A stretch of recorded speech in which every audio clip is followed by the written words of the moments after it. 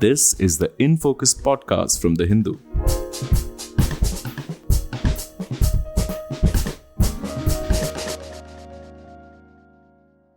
Hello and welcome to another episode of the Hindus in Focus podcast. I'm Zubeda Hamid, your host for today. If you or your child has a bad cough, the first thing you'll probably do is reach for a cough syrup. It's easy, it's available over the counter, and there's no fuss about taking it. But does it work? Is it at all effective to helping your cough go away? Last year, a panel of the US Food and Drug Administration came to the agreement that phenylephrine, a common ingredient used in a number of cough and cold medicines, is completely ineffective. Health bodies across the world emphasize that over the counter cough and cold medication should not be given to very young children, but this continues to be a common practice in India, despite the fact that research has pointed out that it may not even work for them. 2 months ago, the Indian government also issued an order with regard to this. It said that a cold medicine combination that contained two ingredients, chlorpheniramine maleate and phenylephrine, should not be used for children under the age of 4, and these drugs should be labeled accordingly. So, should over-the-counter cough and cold medications be stopped for young children? Are they safe for older children to take? What can adults use instead? And if they are ineffective, why are they being prescribed and sold? We delve into these questions with Dr. Yogesh Jain, a pediatrician and public health physician who was a faculty member at AIIMS in New Delhi for 9 years before moving to practice in rural Chhattisgarh. Hello and welcome to the Hindus in Focus podcast, Dr. Yogesh Jain. Thank you for coming here. Doctor, a number of guidelines from health bodies across the world say that children under the age of 5 should not be given over the counter cough syrups and cold medicines. But this is a very common practice. Could you tell us if it is not recommended and why? I think the recommendations in the other parts of the world against advising cough cold mixes are justified. Thus, these are based on two major reasons. One, that they have been shown to be ineffective in relieving most of the symptoms that are supposed to be treated by these cough syrups and cold medicines. But on top of the fact that they are ineffective, they are very liable to cause problems in terms of some many adverse effects which can affect the child significantly, including the risk of toxicity that can happen due to some of these component medicines. And there is a third reason which I think why the country is thinking about why the country is trying to ban these preparations is because syrups, are require a vehicle for making them, liquid, some sort of a chemical vehicle, which could themselves be, a source of toxicity and contamination. So, in general, you would say that we should not be using over the counter cough and cold medicines for very young children? Yes, the recommendation is that we should not use any cough and cold mixes as they are. Usually, they have a multiple number of medicines combined in a syrup form, and those should not be advised less than 6 years. In fact, many people would say that they should not be used in any child less than 12 years also. And certainly, syrups, since they are meant for children, they should not be used in adults also in one level. But certainly for less than 6, it is a complete no-no. Between 6 and 12, we would say good not to give it, and then we can decide for the above 12 years based on our logics about syrups and tablets. But this is an extremely common practice, correct? Pretty much everybody, if the small child or the school going, even primary school child has it, it's a very common practice to give them like a multiple cough syrups that are available on the market, correct? Yes, that it seems to be. It is a very common practice, and particularly in places which have this sort of a logic that let's give something, and when while knowing that these problems are not going to be relieved with these medicines particularly significantly, yet people are frequently using it. And the other additional thing that has happened since the COVID years is that these prices of these cough syrups have increased by at least 2 times, and thus adding to the problems of expenses that people have to incur for no reasons. So tell us, doctor, how does a respiratory infection generally play out? How long does it normally take the body to respond to it and say to deal with it? And can environmental factors like pollution make it worse? So usually the viral infections, which are viruses as the causes of upper respiratory infections in children, would last between 4 and 10 days. The symptoms of fever and more discomfort would last usually 4 days and then slowly go down. The other symptoms of congestion and of cough or of runny nose or blocked nose might take another 6 7 days. So that's about 10 days is the usual duration. And even when symptoms are significant, and then over the total of 3 to 4 weeks, most symptoms should subside. That's in most children below even 6 years of age. The fact that if we are hoping that some medicines are necessary for relieving one of these many symptoms that the children might have, then then one can consider for some symptoms if an effective medicine is there. For example, for fever, if there is a medicine, then one could give it in a syrup form for relieving the fever as well as the discomfort that accompanies fever could be made better. But for other symptoms that one talks about, the runny nose, the cough, the congestion, those are usually start getting better, but they may significant time. And pollution as would usually would can sort of continue the symptoms for a little longer period. But the reason why only some of those people who may be affected by pollution have a longer illness is also partly explained by the allergic response that might happen to infections. So some children would continue to cough for maybe 4 weeks, maybe even longer, would be because they have an additional allergic component of their besides the infection that they are suffering from. The other thing is that obviously some infections, viral infections, or upper respiratory infections can develop complications which need to be picked up also among the number of people who are continuing with longer symptoms, like sinusitis is a complication that can happen in some people, or sometimes an infection might get into a pneumonia. But those are uncommon, yes. So, in the vast majority of cases, you would say that the virus should be given time to resolve by itself without any of these cough, cold, cocktail medicines. I would say everyone in less than 6 months, 6 years of age, we should not be using these mixes, cough syrups and cough cold mixes. But certainly, some symptoms would require therapy, like fever might require therapy, or a blocked nose maybe also may require some specific therapy, like with saline drops or with a with a suction bulb to relieve the runny nose or the blocked nose, but not these coughs and cold mixes. Yes. What happens if the child is over the age of 6, doctor? Is it then safer, considered safer to take it? So the safety may still be starts coming in after 6 years of age, but the fact that they are ineffective would again militate against their use, even between the ages of 6 and 12. So the lack of adverse effects should not be the only reason why we should start using in children above 6 years of age till 12 years. Let's talk a little bit about the fact that they are ineffective. So, last year, the US Food and Drug Administration, their drug regulating body, said that phenylephrine, which is a very common ingredient in cold medicines, is completely ineffective, as you've been explaining to us. But again, it continues to be used in a number of cold and cough medications. So, what is the reason behind these ingredients, which are known to not do anything for your cold and cough, to continue to be part of the drug combinations that we use? The reasons why they would be used in India, or in fact the drugs being produced and sold, I'm sure it's a big market and is largely commercial.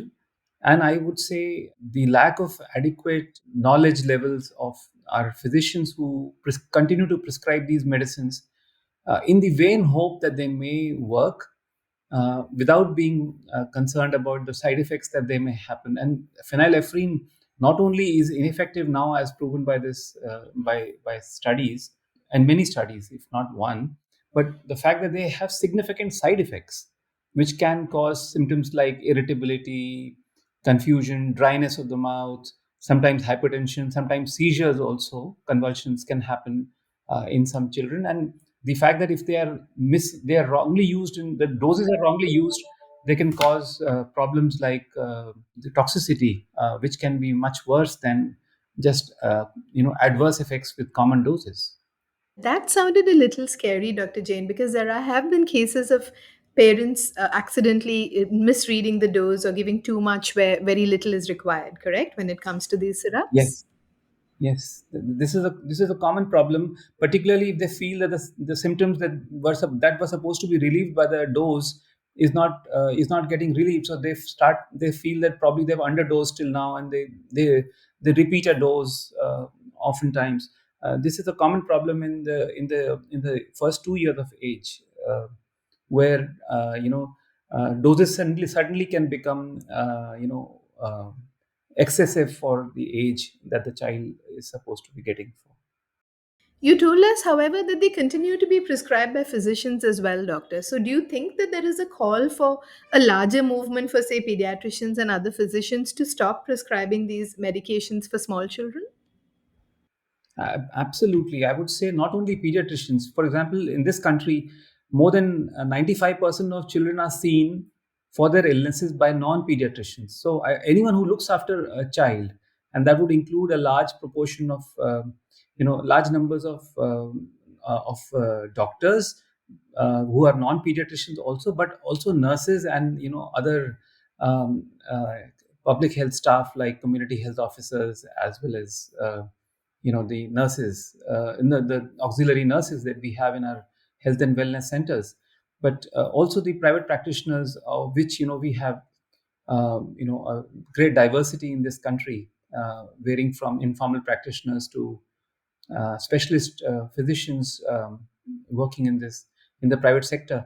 All of us should consider this, that it is not only ineffective, it is also harmful, likely to be harmful, plus causing expenses, resulting in expensive unnecessary expenses for the users who are and the other thing is, as I mentioned earlier, because these are syrup forms, that is why there can be contamination with deadly chemicals, as we've seen in the recent past, of these syrup forms of medicines, which tablets are sort of relatively protected from.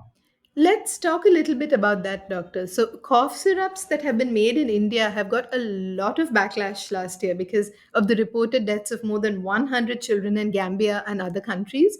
And the WHO had linked the deaths to contamination of these syrups with diethylene glycol and ethylene glycol. Could you talk to us a little bit about that? How do the cough syrups get contaminated, and why is this such a problem in India made syrups? So the problem is not that the problem that happened in the Gambia is not related to the cough medicine part of the syrups. It was the vehicle that is made to made is used to make the cough syrups, or for that matter, any other syrup.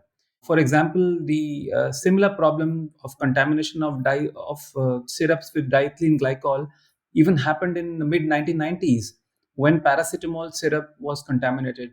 And there have been many other episodes of contamination of paracetamol syrup, which is one of the commonest syrups used in childhood illnesses.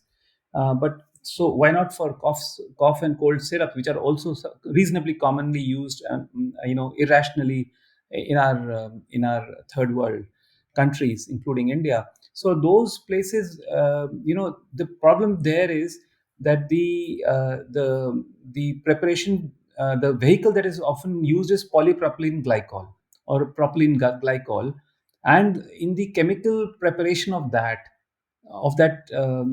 in production of the propylene glycol, this vehicle, if you're not cautious, then what can happen is that the diethylene glycol can contaminate the this other glycol, propylene glycol, and if it is that contaminated vehicle is used for making any syrup, whether it's paracetamol or any cough cold syrup, they can result in this deadly toxicity due to diethylene glycol, which can knock off your kidneys and your brain both, and result in a large proportion of children dying, but also many others who would have their kidney failures requiring dialysis, um, and barely coming out of that serious complication. So I think the entire idea of banning these cough syrups for use in less than 4 years in India, or 6 years as they are said in the Western world, is uh, has this added advantage that it would also protect the risk. It would reduce the risk of contamination of all childhood medications, all syrup preparations, because you would not need to use syrups at all for these illnesses. And the similar caution is necessary for paracetamol syrup, which will continue to be used even in children with cough and cold, and for other fever related illnesses in children. So the larger question, doctor, would be that do we need a better regulation for any medication that is to do with children, and of course medication that is to do with older children and adults also? And B, do we need better safety practices when it comes to the manufacture of our medication, since India is supposed to be the drug manufacturing capital of the world, correct? I think we need both. So, regulation of practices, regulation of sale, ensuring that physicians and nurses who prescribe these medicines are their knowledge and practices are updated, uh, is also necessary. But also at the same time, the regulation of production and licensing. For example, I know that at the moment the licensing is once given to the producer for producing a drug, but there is no but the onus of checking whether there is any contamination of any chemical vehicle is entirely left to the producer after the license has been issued. So I think the sale of propylene glycol, like as a chemical vehicle for making syrups, that should be also regulated, and quality control of that production should be part of the regulator's job, because contamination can happen at that level, and then mere regulation at the level of sale or prescription may not be enough. So I think we need both the things very strongly. We need a stronger drug manufacturing regulation, as well as drug prescription practices also should need to be handled with the right type of strategies. So then why do physicians keep prescribing these medicines, doctor? One of the reasons they say is that the parents come in and they insist on some sort of a relief for their child. Is that the case that you have found in your experience, or is it indiscriminate physicians and nurses simply prescribing medication where it is not necessary? I think it's many reasons, and which can start with the inadequate information and knowledge levels at the level of physicians, or and the commercial pressures that they have from the drug manufacturers and drug sellers, to some of these perceptions about the demands, in a sense, from the community. That same logic can be used for prescribing injections where they're not needed. But I think it is the ecosystem that creates a rational practice, and that needs to come in to replace even giving into wrong popular so-called mindsets that syrups are important. You would often hear that even adults ask for syrups because syrups are supposed to be sweeter, and and so this demand by a child, by a child carer, that no, why don't you prescribe something like a syrup form for my cough, will have to be answered by saying that these are first not effective. Even if I want to give you, even if you take it, it's not going to work out. And also the fact that there is a additional risk could also be communicated in a proper way. But I think, and I would say that the commercial pressures are also an important component of the reasons why physicians continue to prescribe, as well as their adequate levels of knowledge. I think if you do a survey of 1,000 doctors, many would, at least 50% would not even know that they are ineffective as of now. Do we need more research in India, doctor, to figure this out, whether any kind of cough medicine is effective or not? And how does it pan out in India? I don't think there's any need for any research on this. There are several studies in different parts of the world that have shown that they are ineffective. And we what we need is a medical education, as well as so-called therapeutics education among our practitioners, both nurses and doctors, through both the popular media, but also through their specific, in their medical education curricula also. That should be introduced. Researching whether a particular drug might work in Indian situation when it has been shown not to work elsewhere is probably not necessary. Talk to us a little bit about the situation post-pandemic. A lot of parents, communities, physicians seem to be pointing out that there's been a bit of a rise in respiratory infections post that, because lots of children were inside their houses during the lockdown and have now been exposed to school, etc. Is that the case in your experience as well? Well, the maximum number of infections happen in the early school age group. So between 4 and 8 years, physiologically, biologically, more infections happen when there is more contact with the community, with the outer world. When the child, steps out of the comfort of a small family home. Having said that, irrationality, infections, since COVID was also a respiratory infection, we have been seeing increased infections, in during that period, but also later. I don't think the numbers have increased in any way more unusually after the COVID pandemic has has subsided. But every winter, or we would get a spike in the number of infections compared to the summer and the rainy months in most parts of the country here. And I think that is what is seeing. What we probably are seeing additionally are the consequences of pollution in some of the more polluted cities of northern and central India, where pollution per se causes irritation to the respiratory tract, and thus might have similar symptoms as infections, but also, as we were talking earlier, exacerbate some of the symptoms of infections to make it more prolonged or worse. So, and but I don't think there's anything specific that is happening besides the pollution thing in the last year and a half, at least. Last question, doctor. So clearly, cough syrups for children, like you said, are ineffective, are totally not necessary under the age of 6, and even should not be ideally taken between the ages of 6 and 12. What about adults? You just said that, like, for lots of adults also feel like they need a syrup because it's a little more tasty. It they feel that it provides some sort of relief for their symptoms. But again, do they even work? Well, they certainly they don't. They're not harmful in adults, except maybe if elderlies are taking it, people above 70 years of age or 65 years of age.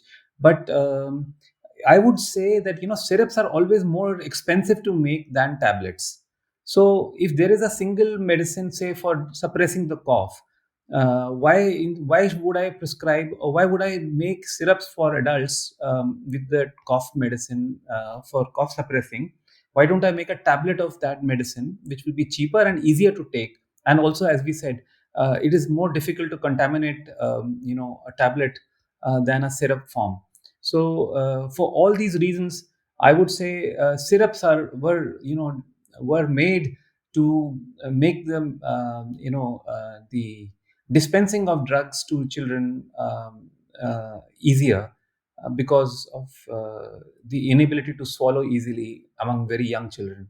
So I would say for syrups for adults don't make sense, on multiple grounds, that they're not even though they're not so-called dangerous, not with many side effects, but also they may have relatively, you know uh, inadequate effectiveness also. But they would be more expensive if we give them syrups, because the doses would be much larger, because the adults have larger weights than children, isn't it? That's correct. Thank you so much for speaking to us today, Dr. Yogesh Jain. All right, my pleasure. In Focus will be back soon with analysis of the biggest news issues. In the meantime, you can find our podcast on Spotify, Apple Podcasts, Stitcher, and other platforms. Just search for In Focus by The Hindu. We'll see you soon.